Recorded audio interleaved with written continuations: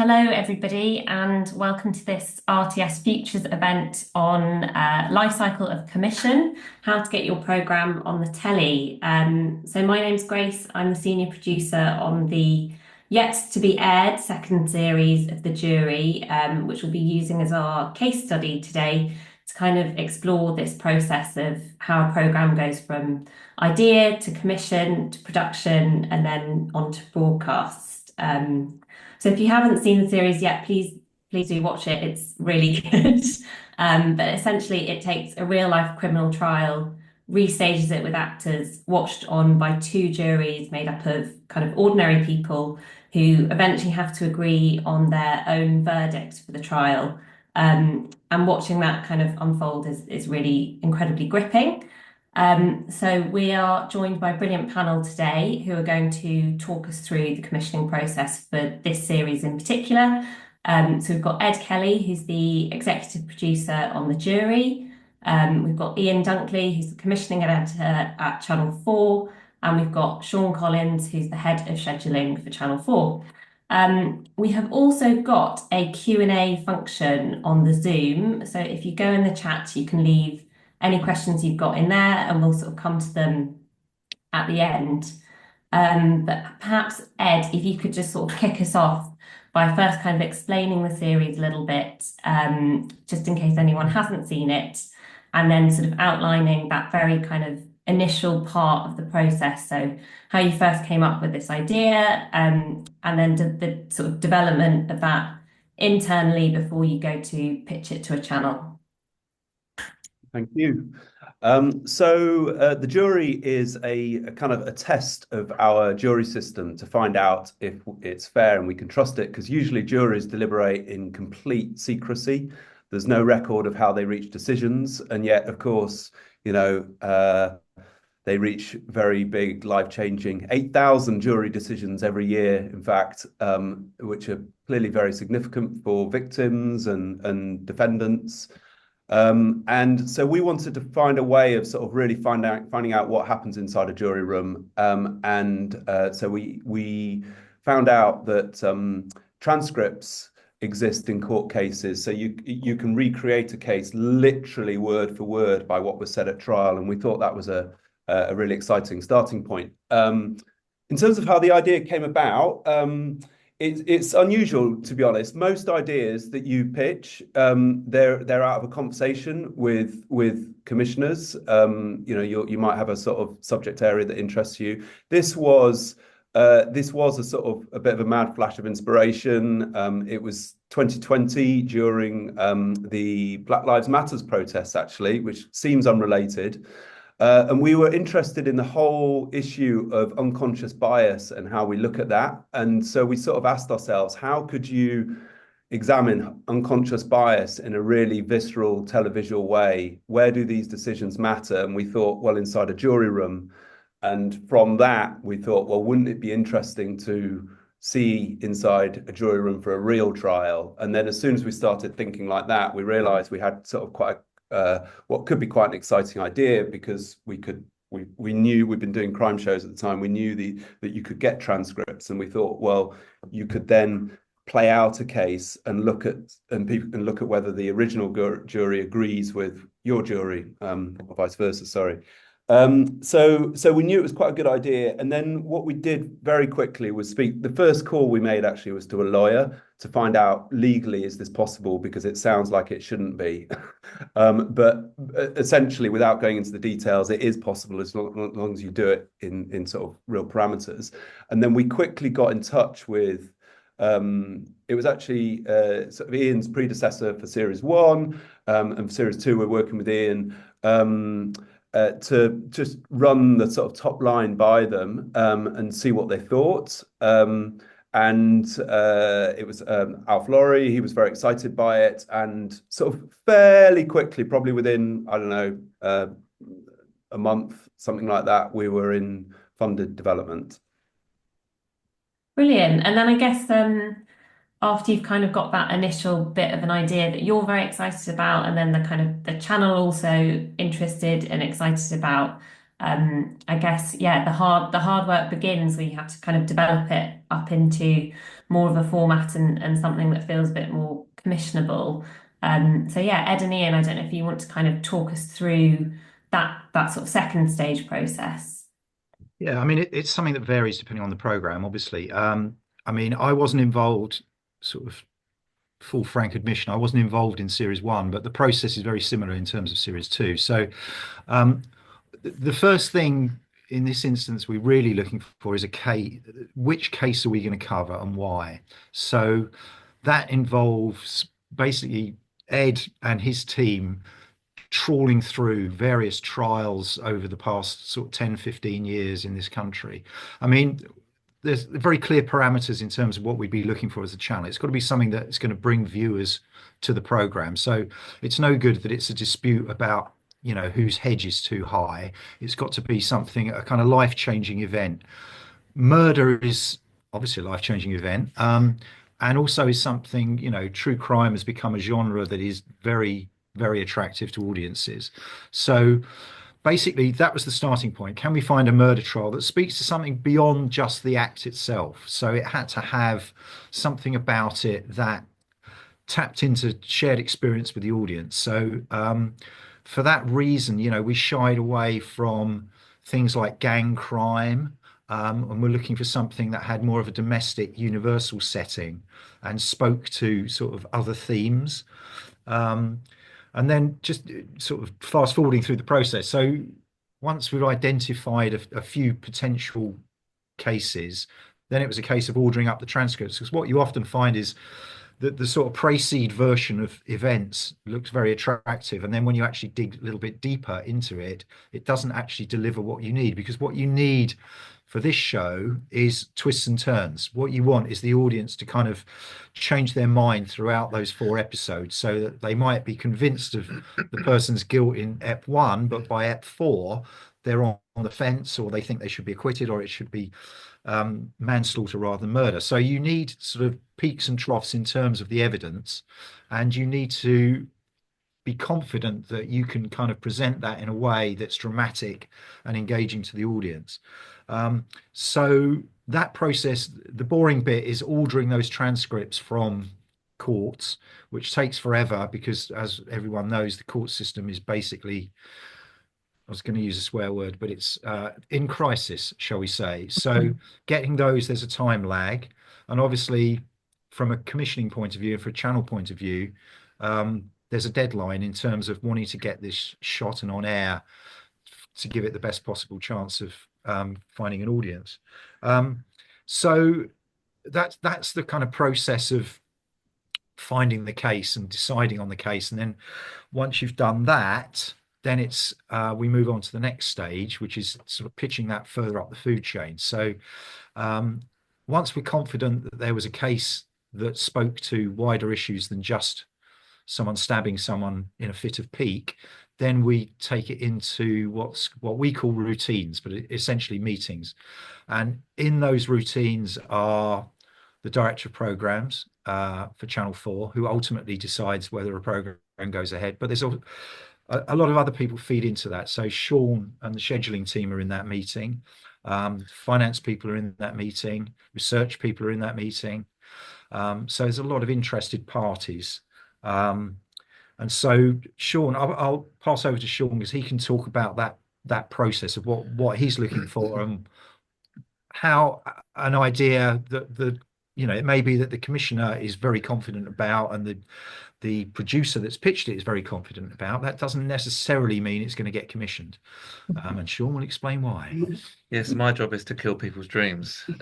So Ian or another commissioning editor will come in with an idea, and they'll pitch it to Ian Katz, and then my boss Kieran is director of content strategy and streaming, and me and a few others in the room. So yeah, first point of call really is Ian, because he's going to have a creative opinion on whether he thinks it's interesting or not, whether it's something he wants on the channel or not, whether it's something he thinks important thing for us to have from a remit perspective. And then my job, more plainly, is just to say if I think it's going to rate or not. Is it going to work on linear? Is it going to do a job on streaming? I'm already thinking about where I'd schedule it, where you might want to launch it, what the shape of the year is. And And on that, obviously sometimes you're given an opinion based on a bit of gut instinct, but ultimately a lot of it as well is that that gut instinct has been accrued by looking at lots and lots of viewing data over the years and looking at how things have launched or not launched so well previously. My background actually was as an audience content researcher, so I was working on that stuff for years before I became a scheduler. And then you're also thinking about your viewers and the type of programs that they like, because you might get pitched a brilliant show and you might go, oh, actually, this would smash it on ITV or Channel 5, but it's just not quite right for us and what our viewers expect on the channel. And the other kind of thing to flag is that in these meetings, like sometimes commissioners are pitching into a specific slot. So we might have so the way the channel works is it sets out X amount of hours of content that we can afford to spend in a year. That's kind of spread across different genres and at different tariffs. And sometimes we'll need those programs to do a very specific job in the schedule. So say when I'm a Celebrities On and ITV are doing big young audiences, we wanted to go more older, and ABC One and male skewing to counter against that. But other times the commissioners are just coming in and just pitching an idea because they think it's brilliant and a really creatively interesting thing for us to make. And this was one of those things. Brilliant. And do you do any sort of market testing at that stage? Yeah, so we can do. So, like I said, sometimes an idea is pitched and you might go, well, this is a bit like, this program meets this program and they're both very successful, but would it work or not?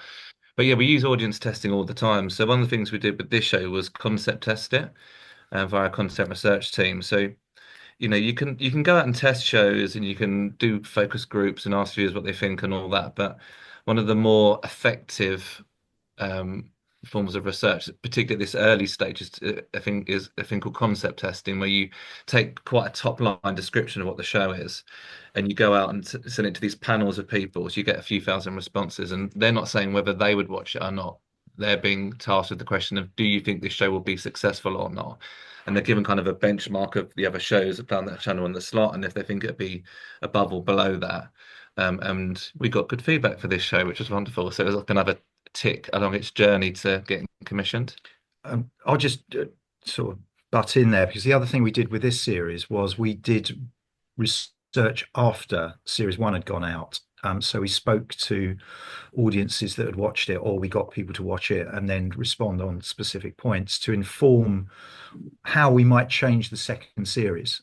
You'll have to watch it to find out how we did change it, but because it's a a relatively complicated show in the sense that there is a kind of a drama aspect of it, where we're recreating word for word what actually happened in the real trial. But then there's the jury deliberation, which is actually more of a, for want of a better phrase, a kind of reality element. So that's with rigged cameras, unmediated by producers, and filming people's natural reactions.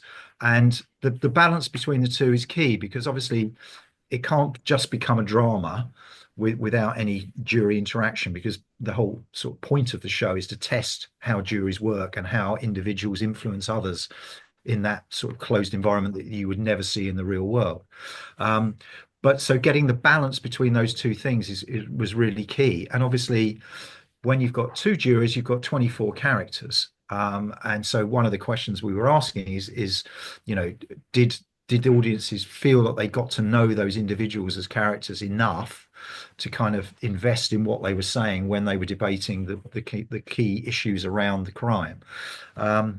So sort of bottom line is we do use audience research, but we're not slaves to it. I think part of the joy of being a commissioner, and Ed would probably say the same thing about being a producer, is that you have to trust your gut instincts on certain things.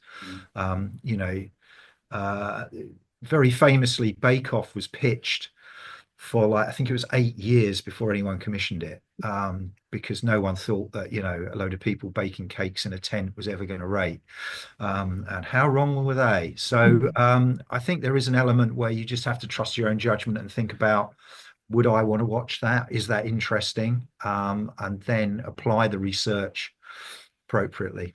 It's quantifying the risk, isn't it? Because sometimes you might know a show is a risk and might not work, but it could smash it, and it's just and the truth is, it's the old adage that no one knows anything, and some of the biggest shows, Big Brother being a classic example of that, no one at Channel 4 at the time thought that was going to kind of change the face of television when it was commissioned. It was a kind of late night program that came out of the specialist factual department with a kind of science twist to it, and obviously it spawned 1,000 imitators. So there you go. I think with this show as well, the first time round there was a big question about whether it could actually just be done in a way that was even vaguely convincing, because we were essentially having to perform a 10-day trial verbatim where actors somehow had to regurgitate these lines. They couldn't possibly learn them. And so we had to develop techniques as to how they do that. And we weren't sure, honestly, until we shot it, until we were shooting it, whether it was just going to make convincing performance and whether the juries were going to be kind of completely drawn into this.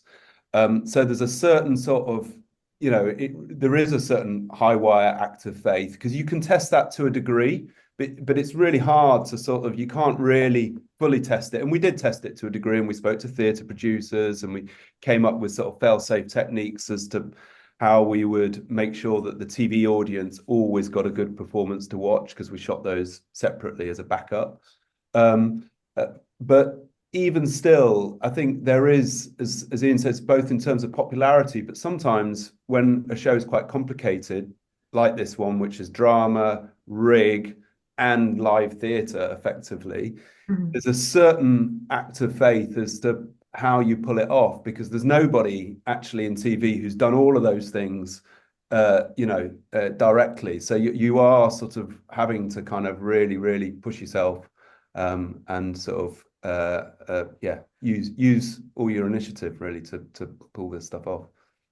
Totally. And I think, that's certainly one of the sort of most magical and exciting parts of the industry, which is sort of how do you translate these kind of big, unwieldy, ambitious ideas, which sound great in the room initially, to practically how we're going to actually make this and make it well.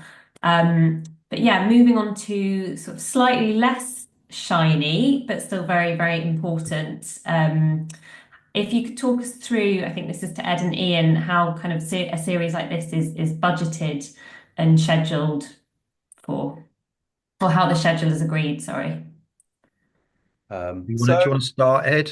Yeah, I mean, to be honest, I always think the budgets and schedules always start with a degree of optimism on both sides, and then you sort of you sit down with we have a really good head of production and line producer on this who worked on the first series, and second time round it's a bit easier because you've learnt lessons. But I mean, especially first time round, there were some slightly terrifying things where you realise that you've not perhaps considered something unexpected. Production experience you can I think it starts with producing a schedule. It's like who you're going to need staff wise for how many weeks, and you work through the production stages. Then you have to cost all of that up, and once you've got that, then you can sort of stress test it, and you keep sort of asking yourself kind of questions about it as to whether it's going to work. Then you have the magic moment where you send it to the channel and they sort of cop and go, oh my God, there's no way. And so it's sort of, and then you're going back and forth and working out what you can shave and what So from the producer's end, I'm sure Ian has a different perspective, but from a producer's end, that's sort of what it is. And actually, at its best, it's a genuinely sort of collaborative process, because equally the channel want to make sure you really do produce a great show at the end of it. Yeah, I mean, from a channel perspective, obviously, we have, as a channel, there is a program budget for the year in terms of the amount of money we can spend on programs. That's divvied up between departments. So nominally, as a department, you have a set amount of money to spend that year. And across a certain amount of hours. Yeah, exactly. Thank you, Sean. Yeah, no problem. So there are sort of tariffs of sort of the rough, they're not sort of set in stone, but there's a kind of rough amount of money assigned to, for example, a 9 o'clock hour is going to sort of command a budget bigger than a 10 o'clock hour. as a kind of sort of rule of thumb, for example. It will vary greatly between, you know, what sort of program it is and how much it actually costs to produce. I think the key thing is to say, I think with all of this, it's probably useful for people watching, that there are sort of cast of thousands involved in, you know, getting a program from that initial idea to the screen. So from a financial point of view, as a channel, there's a program finance manager that will look at that budget that's been submitted by the producer. We'll go through it with sitting down with the commissioner and just work out, like, have we got enough people working on this at the right level of expertise? Is there enough time to physically edit this to get it on air when we need it to be on air? And sometimes, I mean, not often, but sometimes we look at a budget and we go, you actually haven't got enough amount of money in here to make this properly, because there is a sort of a bar. And one of the things Channel 4 certainly prides itself on is quality control in terms of the programs that go out. You want it to be of a certain level of, you know, finished shininess, for want of a better phrase. And sometimes producers, because they're so eager to get something commissioned, will actually sort of second guess you and bring in a budget that is actually not quite realistic in terms of the amount of time they need to make it. So and then, you know, and once that budget has been agreed between all the interested parties, it then has to go to a kind of board approval at Channel 4 before it's sort of, we can actually greenlit the project. So there's lots of layers of kind of checks and balances before you can actually get to the point of employing everybody and getting the production underway. I mean, you know, and that includes business affairs, who will sort of draft up a contract with the production company. There's set terms of trade. Channel 4 has a kind of slightly strange business model to people outside the industry, in that we don't, although we pay for the programs, we don't actually own them. So what we do is we license them from the producer. And so that's why you'll see, after a few years, you'll see Channel 4 programs popping up on other platforms, because the rights have reverted back to the producer and they can exploit them as they wish. So it's a slightly odd business model. It's not one that is across the board. The streamers operate in a very different way. So Netflix will pay for and own their product in a different way to us as a broadcaster. Okay, great. Sorry, Ed, were you about to say something? Well, I was just going to say, actually, it's a really, you know, people talk about how, you know, the BBC support the industry, but actually we're very lucky in Britain to have people like Channel 4 and the BBC whose part of the remit is to foster the growth of an independent production industry. And I know obviously times are really, really hard at the moment, but still Britain does massively punch above our weight in terms of the amount of our programs are sold internationally and are popular internationally. So we do actually kind of, you know, employ many more people than most industries in most countries. And, you know, someone told me that the TV industry is bigger than the car industry in the UK. I don't know if that's still true with the latest downturn, but it's, you know, it's major. It's quite an amazing thing, and it wouldn't be possible, to be honest, unless you have channels giving the terms of trade that we have to be able to exploit the programs internationally. Completely. Yeah. And so I think our next question, we sort of skipped ahead a little bit onto the kind of formal commissioning process.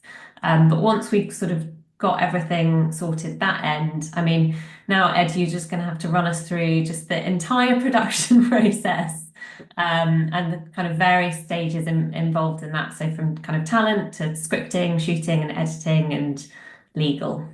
Okay, so I mean, the stages of production, the first thing, as Ian alluded to, is finding the case and starting with once we have the transcripts of the case, then the first thing to do is to create what we think are going to be the dramatic script beats from the trial that are going to appear in the programme in the order that they're going to appear. And from that, we can work out how many days it's going to take to shoot, how many actors we need, what locations we need. We can start to plan how the jury reactions to each of those bits of evidence are going to be different and how they're going to develop. So we develop both editorially, but also actually at that point, we still haven't finalized the budget, because it's only when we know how many actors we need and how long it's going to take to shoot all the crime scene and any body cam or anything like that, that we can really start to pin that stuff down. So once we've got through a scripting stage, there's then a sort of a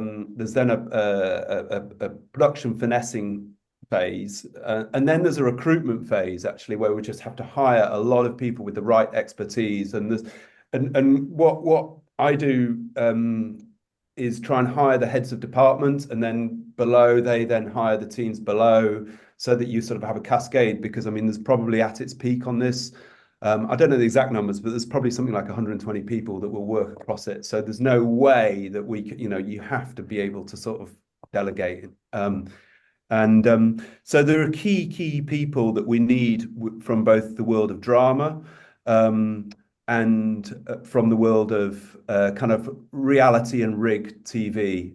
So although the tone isn't reality, a lot of the storytelling is sort of all about using fixed rig cameras and trying to sort of storytell, so that at its worst, I remember being told we don't want just 12 people talking in a room. That's it's got to actually feel like an engaging narrative, and there's a certain expertise in being able to edit and see what the through lines in people's personal kind of verdict journeys are to make that exciting telly. So within that, there's kind of various teams. There's the drama team. There is a very big, you can imagine when you're laying on a kind of a big sort of theatre thing like that, there's quite a big art build. So there's a art department where they're creating the in the first series, we had to create a two jury box, and then those rig rooms where they all need to be built. And all the cameras need to be concealed. The deliberation rooms need to be built. Although it was inside a courthouse, we had to sort of build inside the rooms to make it so that the cameras could be concealed. Then there is there's a factual editorial team who are casting all the jurors. And that's a big task as well, making sure that they feel kind of representative of the UK, but at the same time, they're going to somehow sort of reflect the sorts of issues that are going to come up in the trial, and that there's a real diversity, not just in terms of kind of demographics, but a diversity of sort of attitudes and everything in them. So it's going to be exciting. And then, as you move through, pulling all of this together is an incredible production team who are the sort of production managers and the line producers and the coordinators, and they're the logistics people. And it really is a massive logistics task, this, because you're literally having to create, we've done a crime scene shoot recently, and that involved, 5 or 6 different locations shot across about 5 or 6 days. And so with a lot of people, there were cranes involved, there's drones, half of it's at night, there's blood splatters, there's all sorts of stuff, and it's all got to be accurate, plus, sort of, shot in a sort of interesting way. And I think in a way, one thing I just wanted to mention on this, though, is entry, because you guys are probably most interested in the sort of entry level kind of jobs and the sorts of opportunities that are offered on a big production like this. So, key sort of entry level jobs would be this is in no particular order, by the way, but after we've filmed everything, we have an army of people who are helping transcribe or correct the transcriptions from the AI transcriptions of the trial. So there's a lot of loggers. And I know that sounds like a sort of boring job. That was my first job in telly as a runner. I used to log rushes for a production, and you learn more about directing and editing doing that than being on location, because you're inside it. You can see what there is, and then you can see what they've done with the material. And actually just standing there making tea for people on location, you don't actually really learn very much, honestly.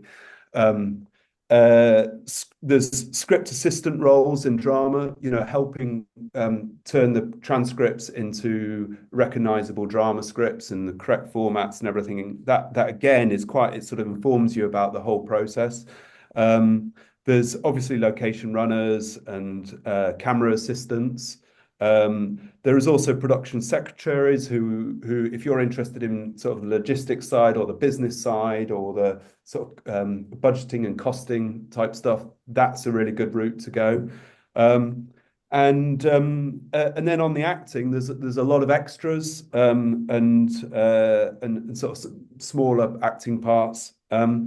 And in the art department, there's prop buyers and there's all sorts of people who are essential to the whole thing there. So hopefully that's a bit of an overview, but there's a lot to the production.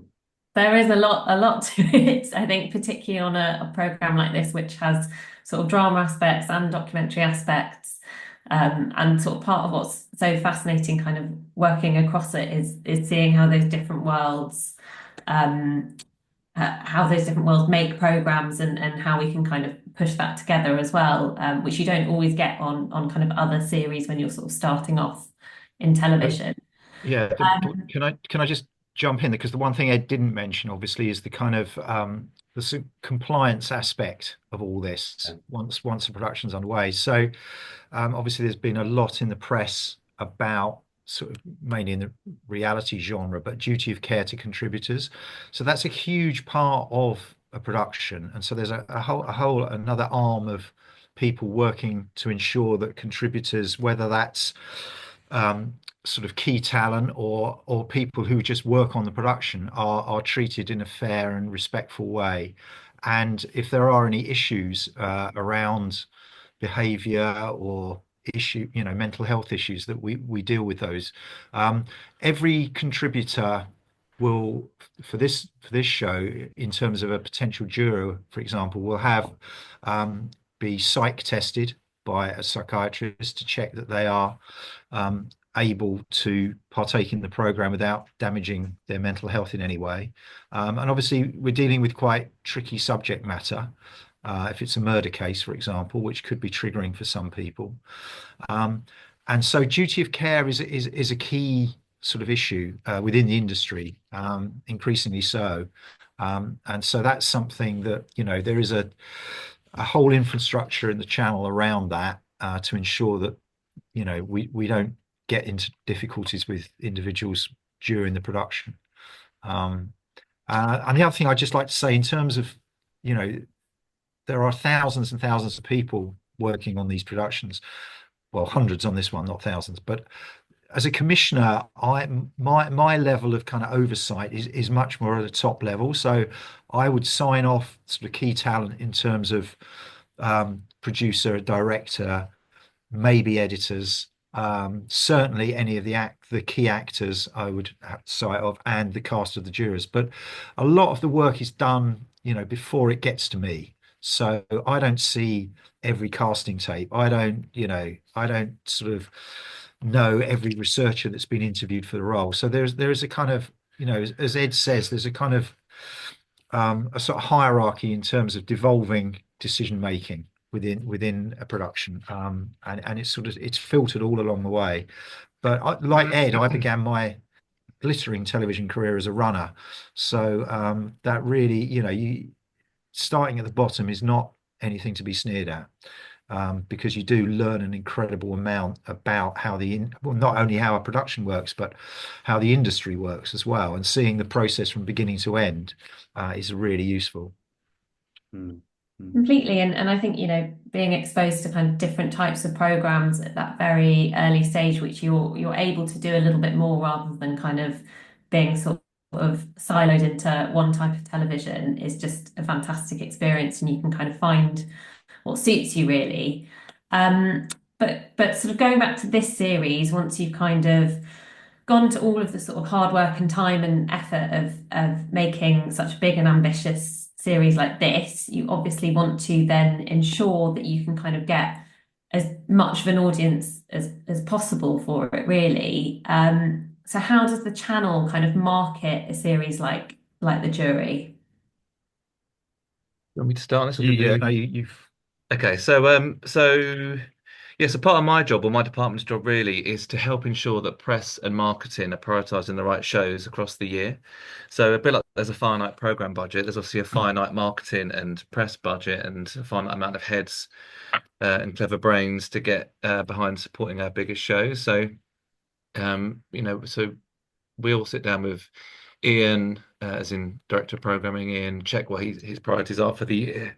Excuse me. We'll be thinking about what are the shows that are maybe have got good PSB bones and have got a remit story we want to tell. What are the shows that are going to be a massive hit with young audiences or on our streaming platform or that could become big returners? So we look at the mix of the year and kind of lay that down. But then when you get closer to TX, I mean, so this show was always going to be one of our priorities for the year. However, when we saw it and we realised it was really good, we managed to get even more support behind it and push that further. So, sometimes that goes the other way, and you might go, oh, actually, we want to hold off for that one, and that can, yeah. But hey, this was one we got behind even more than we'd already planned to. And then also, once you've seen the show or a rough cut of it, you get a better feel for the selling point of the show. What is the trigger that's actually going to make viewers come into it? So that can inform the marketing, which is what Ian does more. So Ian will have that relationship with the marketing department in terms of helping steer the route that we want the marketing campaign to take. And obviously they'll have an opinion on that as well. But from my perspective, it's that really feeds into how we title the shows, which is something also that my department get really closely involved in. So the actual working title for this show was the murder retrial. But when we watched it and we saw how high the jury were up in the mix and, realised what actual interesting element to the show that hadn't really been seen before, we wanted to change the title. So that ended up getting changed to the jury : murder trial. Murder obviously being another key word that we know appeals with audiences. And then we test those titles to check how they do actually appeal with real viewers. And that one come top of the pile and we tweaked accordingly. So yeah, so all that stuff kind of goes into to launch closer to TX. Brilliant. And then oh, I was just going to ask a little bit about scheduling that TX slot, really. We've spoken a little bit about it, but I'm sure that people don't realise kind of the amount of thought and effort that goes into scheduling a series, particularly at the moment when you've got on demand versus linear and a million kind of different ways to frustrate or excite your viewers kind of get to the next episode. So can you talk us through about that process? Yeah, of course. Yeah, well, so streaming has kind of become another plate to spin, basically, in terms of how we schedule. I'm scheduled just as much for streaming now as I do for linear. So when you've got your program, you're sort of laying down the year. You're thinking about the momentum you've got on your streaming platform. You're thinking about the momentum you've got on your channel. When you're a channel the size of Channel 4, there's competitors that are much bigger than us, like ITV and BBC. So we're very mindful of what they've got on and how we dodge their big juggernauts. If they're going younger, we'll go older and vice versa. But you also kind of need a drumbeat of momentum throughout the year, regardless. You can't just give up. So therefore you need to think about what are the existing shows you've got that will help get that momentum on your channel and on your streaming platform. But when you get to more program specific scheduling, ultimately you need to watch the show. Like I absolutely despise scheduling blind, and anyone that does that is not doing their job properly. And when you see the show, even if it's a rough cut, you get a better feel for its tone, what demo are going to watch it, and then that will help inform what time of year it TX is, what you launch it off on the actual night itself, what you want or don't want to be against on your competitors, which of your other big launches you want to launch it close to, so you've got good momentum and the right type of viewers on your streaming platform. And when I watched this show specifically, it actually felt a lot younger than I'd anticipated. And because that element of the two juries hyper in the mix bit as well, and it feeling a bit more of a reality skew than I'd thought before, I was then up with this absolutely can't play against Celebrity Big Brother, which we knew was coming back on ITV1 around that time. So we had to tweak and dodge accordingly, did a bit of last minute jiggery pokery. And also with this show, we just felt when we watched it that it had a real sort of scale to it as well. And, we kind of hoped it would have that, but it really delivered on that. So the other decision made was to strip it on cumulative nights. We also box set all episodes on the first night except for the finale, because we wanted to kind of create a sort of linear moment for that last episode, and we actually saw that in the viewing data. So some viewers just watched it night after night, other viewers watched ahead on VOD, but some people that had watched ahead on VOD then went back onto linear to watch the finale. So it felt like a bit of a stunt and a moment in the schedule, and having those kind of peaks and special moments in the schedule across the year are quite, an exciting thing for the channel. Yeah, definitely. Well, your strategy definitely worked on me because I watched ahead. I wasn't involved in the first series, but I watched ahead all of the episodes and then had to sit and wait for the final, as I'm sure many people do. Sorry, can I just sort of rewind a bit? Because I know obviously people on this call are sort of interested in potential jobs in television. So just talking about the kind of how it works in terms of getting the message out there that we have a new exciting program that we want people to watch. So, Channel 4 has, an in-house press team, an in-house marketing team, For creative as well. For creative. There's a social media team. So there's a picture publicity team. So there's, again, a cast of thousands feeding into how you market a program, who aren't sort of directly involved in the production, but once we have the finished article, we'll be all working in theory together to kind of get the message out there to get people to watch it. So, for example, picture publicity will go on set, take stills, which will then be used potentially to publicize things not only in the press but also for use on social media, and or a kind of streaming platform to the kind of hero image of the show. And that we spend quite a lot of time thinking about, because in a very competitive world, particularly when it comes to streaming, you need an image that is going to stand out and capture the popular imagination immediately. For those of you who haven't seen it, so the first series, the jury trial was an image with two juries and then the accused flanked by the two opposing barristers. So it was a very arresting, no pun intended, image, which I think hopefully grabbed people's imagination, and they could sense the two elements to the show: one, the jury, and two, the drama. So encapsulating that and getting the essence of the show in one image in a world where you're competing with Netflix, Amazon, Discovery, et al. Is really budgets as well. It's really important. And yeah, we don't have, let's not pretend we have the same resources necessary as the bigger streamers, but so you have to be canny in the way you use social media, for example, whether you kind of use influencers or how you seed content, whether you as Sean was talking about, whether you sort of preview stuff, you put clips out there beforehand to whet people's appetite. So there's a whole again, another school of people supporting a program within the channel, and there are avenues for to get involved in TV production that way as well. Brilliant. Okay, I think we're going to move on to some questions now. So please do keep adding them if you haven't written yours yet. We've got a couple in though. So Ed, I think probably one for you. A couple of people have asked a bit about how the jury were chosen and how you kind of put that group of people together. I mean, first of all, I should say we wanted, editorially, we thought it'd be a lovely idea to try and, choose jury just like real jury selection, but that involves having a law that forces people to become jurors if they're asked. So that wasn't possible.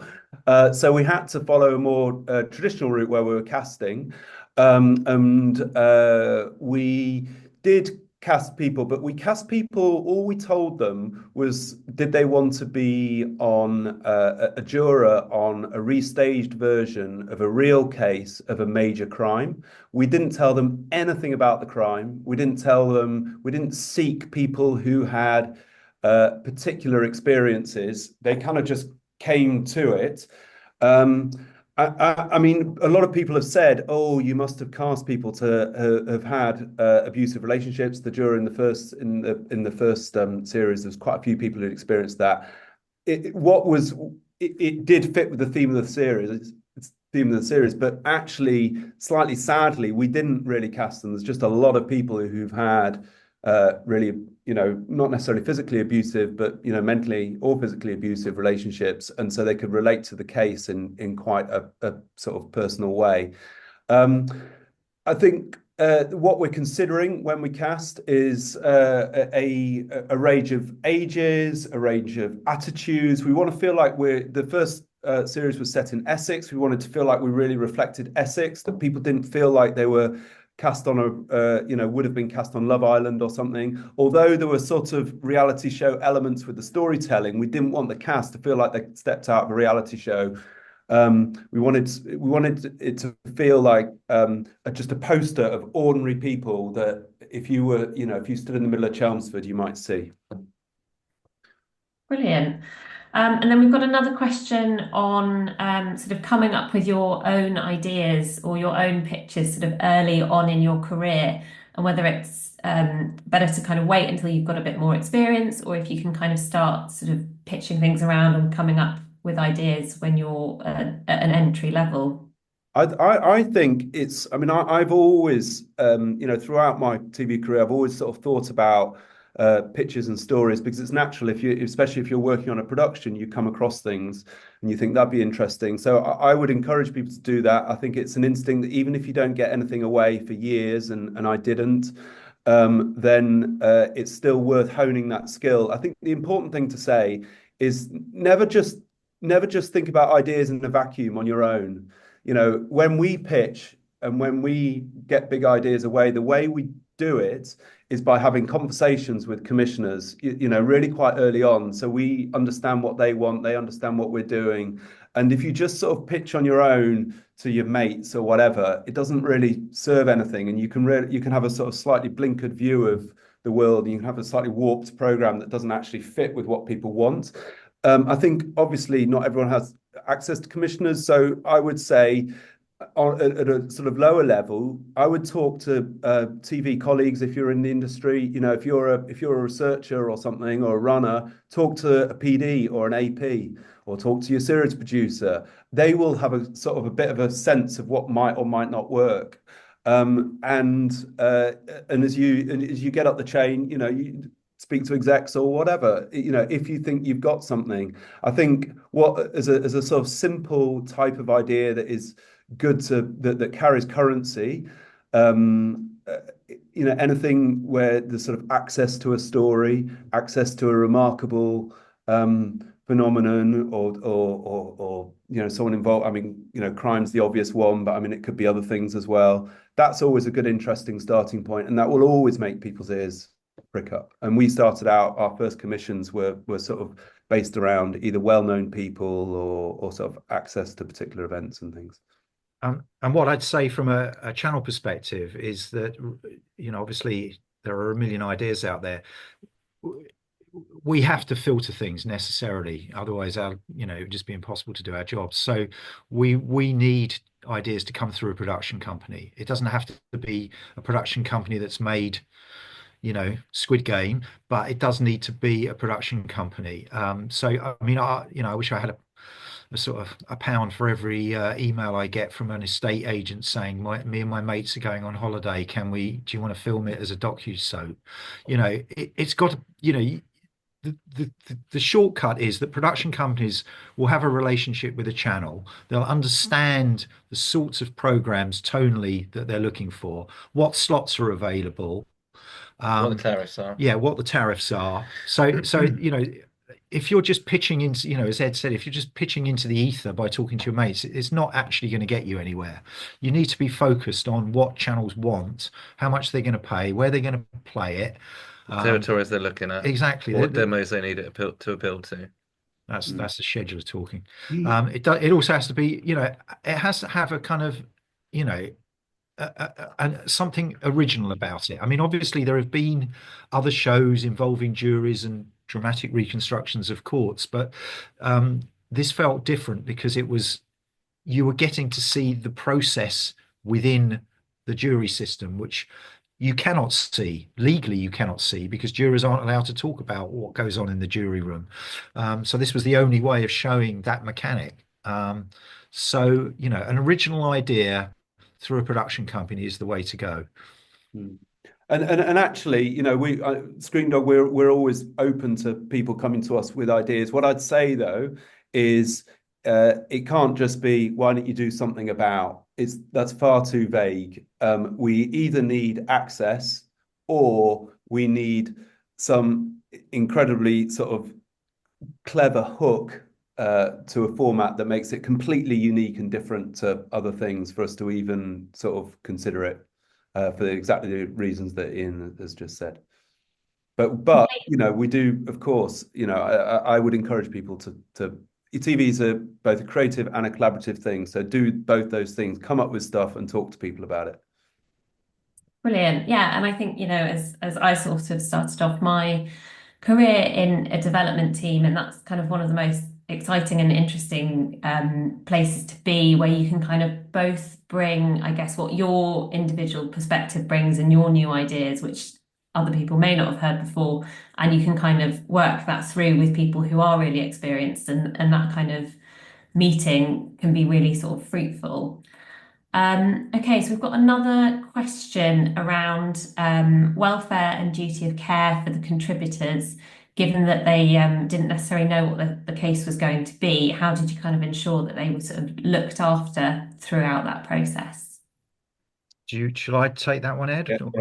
Yeah. I mean, I think I mentioned earlier that every potential contributor is psych tested. So essentially, they have an in-depth conversation with a psychologist who not only sort of tests it's a dark art, but gives them various tests of their personality, and that sort of analyzes their personality traits, but talks about their background, talks about their life experience, talks about things that potentially could be triggering in terms of the case we were presenting to them.